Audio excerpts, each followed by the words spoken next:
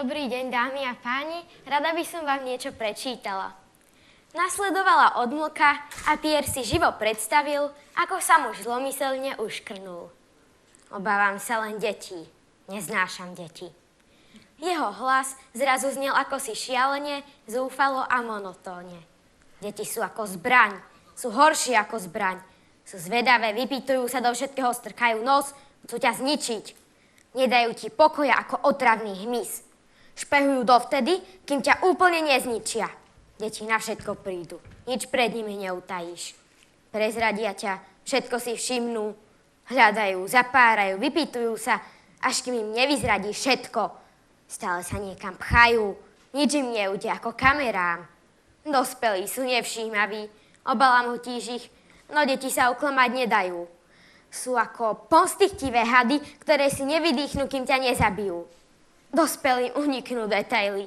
Starajú sa len do toho svojho.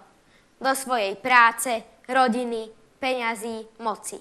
Ale deti, tie nemajú čo robiť. Iba sa hrajú a majú pritom dosť času všetko si obzerať. Na rozmýšľanie toho majú menej a tak sa sústredia na okolie. Deti si vždy všimnú podozrivé veci.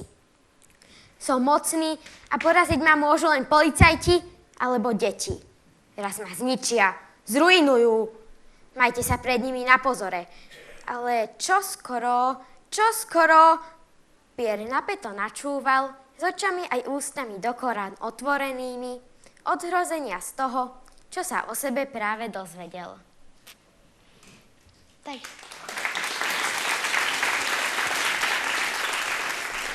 Toto bol úryvok z mojej 3. knihy Štôlne dvoch tvárí. Ja som vlastne písala od malička a začalo to tým, že keď som už poznala všetky rozprávky, ktoré sme mali doma, tak som si začala vymýšľať svoje vlastné. No a čím som bola staršia, tým to boli dlhšie príbehy. Neskôr som ich písala pre sestru, moju prvú čitateľku. No a raz, keď som mala 10 rokov a bola som chorá a nudila som sa, tak som sa rozhodla, že napíšem knihu. Tak som to oznámila mamike a ona, jasné, napíš. Neverila, že ju naozaj napíšem, pretože aj moje spolužiačky sa do toho často pustili, že napíšu knihu a nakoniec toho nič nebolo, lebo to nejako vzdali. Ale nakoniec sa mi to podarilo napísať tú prvú knihu, potom aj druhú a aj tretiu. Ale až minulý rok, čiže v príjme som sa dozvedela, že čo vlastne píšem. A dozvedela som sa, že je to román, lepšie povedané dobrodružný román. Čiže to, čo aj najradšej čítam. Keď som to už dopísala, všetky tieto 3 diely, a začala som študovať teóriu, tak jedna naša knižka, čo sme mali doma, sa začínala slovami. Existujú len 3 pravidlá, ako napísať dobrý román. Jediný problém je v tom, že ich nikto nepozná. Takže to mi veľmi nepomohlo, ale myslím, že písanie románu je niečo ako plávanie. Ja som dosť dlho nevedela plávať, aj keď ma všetci učili, že ako mám mätať rukami a nohami a že sa mám držať na hladine a pomáhali mi, ale mne to nešlo, až kým som to neskúšala, zrazu mi to išlo. No a ja som napríklad tieto 3 romány napísala a až potom som začala študovať tú teóriu o tom, ako napísať román. Takže ja som o tom nevedela, ale aj tak som to intuitívne napísala podľa tej teórie. A myslím, že tá teória o tom je len také poštuchnutie, aby sa do toho človek pustil. Jeden z dôvodov, prečo som začala písať, je aj ten, že sa mi nepáčilo, keď niektoré knihy, ktoré som čítala, skončili zle, alebo skončili tak neucelene. No a keď mám svoje knihy, tak ja sa rozhodnem, že ako skončia a taktiež, že aké postavy tam budú vystupovať. No, takže toto sú postavy, ktoré vystupujú v mojich knihách, všetkých 3. Zľava je to Aelid, Pierre, Will a Lyria. Majú 2 zvieratá. Ako vidíte, sú to 2 dievčatá a 2 chlapci a majú tak okolo 12 rokov. Keď čítam nejaké cudzie knihy, tak síce na chvíľu splyniem s tými postavami, ale oni aj tak najviac patria tomu autorovi, ktorý ich vymyslel. No a keď mám svoje vlastné postavy, tak tie najviac patria mne a sú to najviac moji kamaráti. Myslím, že ich vytváranie bolo samo ako také jedno dobrodružstvo, lebo bolo to také veľmi zaujímavé, keď som z ničoho zrazu mohla vytvoriť postavu úplne od koreňov a mohla som jej vymyslieť všetko. Nielen meno a výzor, ale napríklad to, ako sa volajú ich rodičia, akú majú povahu, ich históriu, alebo napríklad to, koľkokrát si za život zlomili ruku. Myslím, že je to ako taká veľmi napínavá počítačová hra.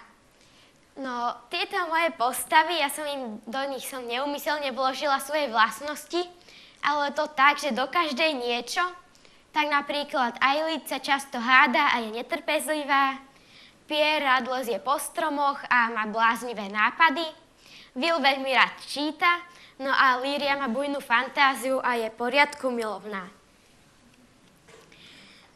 Okrem teda tých zlých koncov sa mi tiež nepáčilo, keď v niektorých knihách postavy príliš rýchlo dospievali. Tak napríklad, ja som za mesiac prečítala 5 kníh. Ja som bola staršia o mesiac, ale tie postavy v tých knihách boli staršie o 5 rokov a aj keď boli predtým menšie ako ja, zrazu boli o mnoho staršie, aj hovorili dospelejšie, všetko sa tam menilo, aj rozmýšľali dospelejšie a vôbec sa mi to nepáčilo a mala som v tom chaos. A preto moje postavy starnú len pomaly. V tých knihách, ktoré čítam, už nie sú vnútri zväčša obrázky, sú iba na obálke. No a napríklad vnútri sa opisovala nejaká mapka. Tak ten spisovateľ ju síce opísal, ale nenakreslil mi ju tam nikto. A ja som si to nevedela tak dobre predstaviť, ako keby tam bol obrázok mapky a ja by som mala šancu zistiť, že kde je napríklad ten poklad, na ktorý poukazuje. A preto v mojich knihách mám obrázky aj vnútri. Myslím, že je to na tom dobré to, že to, čo sa mi nepáči na cudzích knihách, tak svojich si to môžem urobiť po svojom. Tak, ako sa to mne páči. No, tieto moje postavy žijú v krajine, ktorá sa nemenuje, čo je to za krajinu, ale nie je fiktívna. Mohlo by to byť hociaká zo skutočných krajín. Konkrétne, prvý diel sa odohráva na hrade na kopci Strašidiel, druhý, ten je výnimka, ten sa odohráva v Egypte, čiže na skutočnom mieste. No a tretí sa odohráva späť v krajine mojich hrdinov, a to na vidieku pri farme.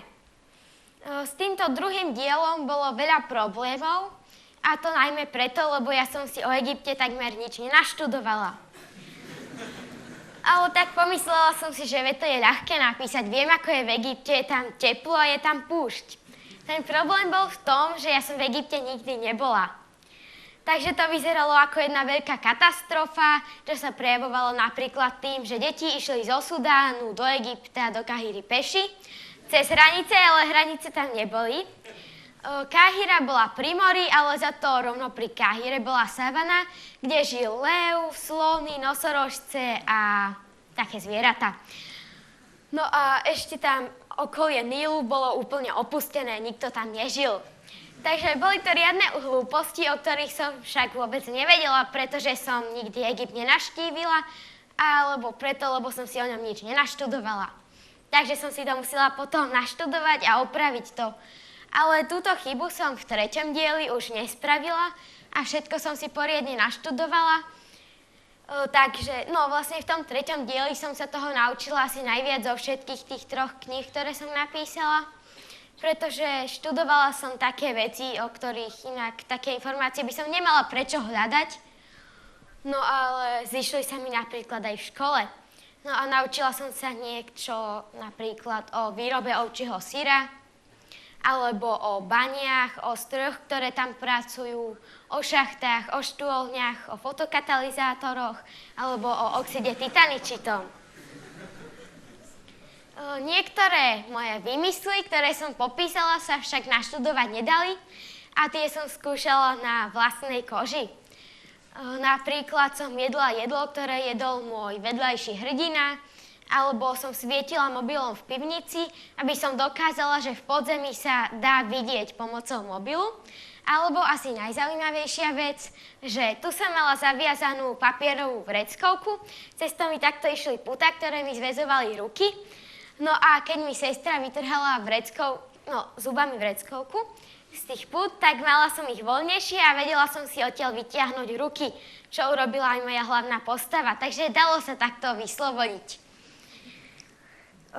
Keď už ten druhý diel, tie také geografické chyby som opravila, aj ten prvý a tretí vyzerali byť hotové, tak vtedy sa len skončila tá zábavná časť a prišla tá veľmi nezábavná a vlastne počas tej časti som zistila, že je tam ešte strašne veľa chýb, najmä logických, o ktorých som nemala ako vedieť.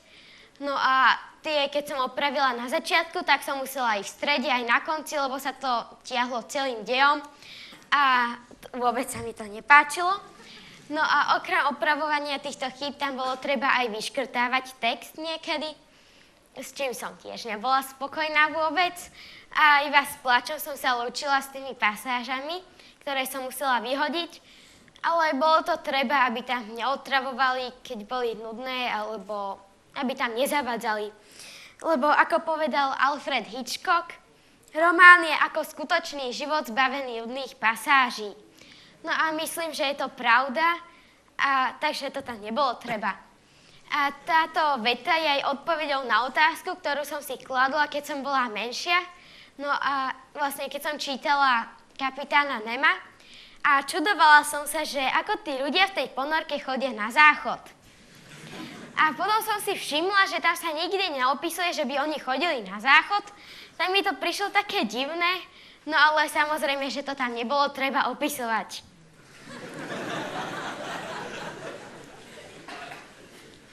Keď som mala 10 rokov, vlastne vtedy, keď som začala písať ten prvý diel, tak som mala taký sen, že raz, keď budem omnoho staršia, tak napíšem knihu, ktorá bude mať 100 strán. No a nielen, že sa mi tento sen omnoho skôr splnil, ale sa mi aj niekoľkonásobne preplnil, pretože tieto moje knihy majú dokopy omnoho viac strán, no a takto som si splnila svoj vlastný sen. Ďakujem vám za pozornosť.